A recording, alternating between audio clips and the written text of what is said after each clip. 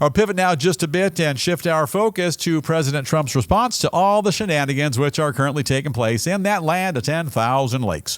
In a message aimed at reassuring nervous Minnesotans, 47 defends his administration's immigration policies and tells people they should no longer be afraid about what's going on because, in his words, a day of reckoning and retribution is soon coming. Trump goes on to blame former President Joe Biden's horrible open borders policy for allowing thousands of dangerous and violent criminals and insane people to invade our country, adding that all ICE wants to do is send them back to the prisons where they all came from.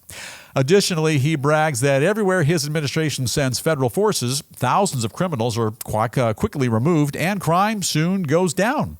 Furthermore, the president blames Minnesota's Democrats for making things much worse than they have to be. He claims the Dems actually love all the unrest, I do too, which is being caused by professional agitators and anarchists because it takes the spotlight away from the billions in taxpayer cash that was stolen from state coffers. In the meantime, authorities in both Minnesota and Illinois are now suing the Trump administration in order to block them from surging ICE agents to their states. They argue the move violates the Constitution's 10th Amendment, which preserves certain rights for individual states. Now, for their part, the Trump administration says that hundreds of additional officers are already on the way to Minnesota to help out the nearly 2,000 ICE agents and border officers who are already there, already in place. Final thought, this is the News Roundup Lowdown. This all sounds like the Trump administration is going to jump into high gear with some kind of a grand scheme to fix Minnesota. Sounds like it wants to track down the illegal immigrants, take them into custody, and where appropriate, and when appropriate, deport them out of the U.S.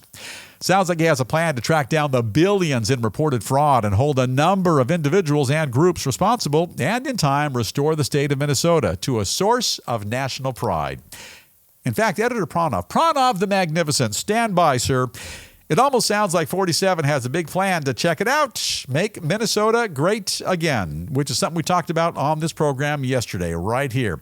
Bottom line, I appreciate what Team Trump is trying to do, but it'll never work. And I say it's 100% impossible.